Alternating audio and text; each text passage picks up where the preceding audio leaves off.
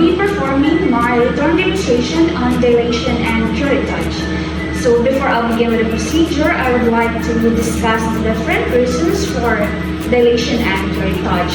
So we have the diagnostic DNC and we also have the therapeutic DNC.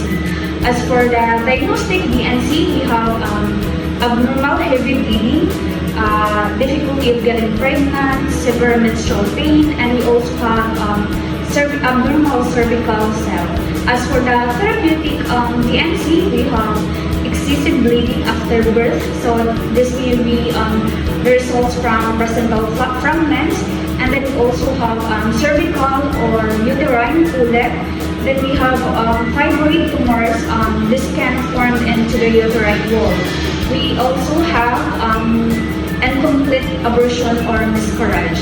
So in which part of the embryo or the fetus or other related tissues remains in the uterine wall. As for the preparation, the doctors usually start the dilation the day before of the procedure. So what they're going to do is to insert the softening medication into the cervix.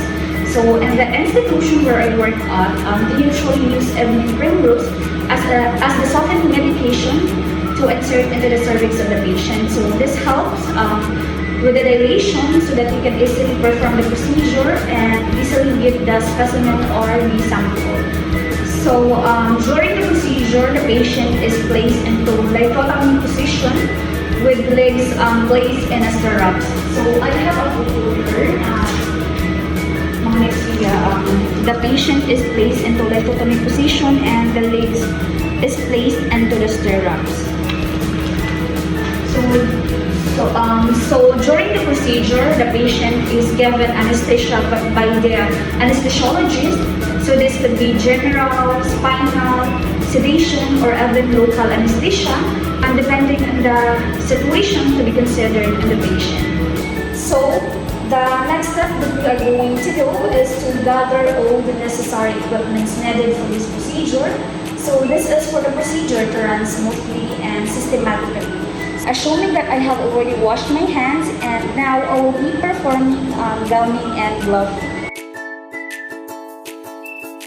So the first thing that we have to do is to insert the straight catheter into the urethra. So this helps to empty the bladder and which prevent it from getting into the way of the instrument when doing the procedure. So this also helps to minimize injury of the bladder. So next would be placing a weighted speculum or Sims retractor into the vagina, which widens the vaginal canal and allows the cervix to be seen. And next would be pinaculum. So we will grasp the cervix using the pinaculum. So this is what it looks like. We have to grasp the cervix to stabilize it and maintain a gentle traction, which is crucial in inserting the instrument and performing the procedure. So the next instrument that we will be using is the uterine sound. So the uterine sound passes through the cervical canal into the uterine cavity to measure its depth and the position of the uterine cavity, ensuring that the procedure is performed safely and effectively. So the next step would be we'll be using this OS. We will place it into the over the Sims retractor, and we can now start scraping the uterine lining using our curette. So the curettes have different sizes.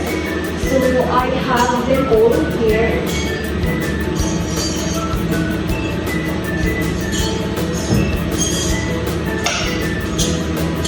So we have the 0, 1, 2, 3, and 4. So the small curettes are used to scrape the uterine wall, or if the DNC performed is due to placental tissue fragments. And the large or the blunt curette are used to remove the tissues that has been scraped.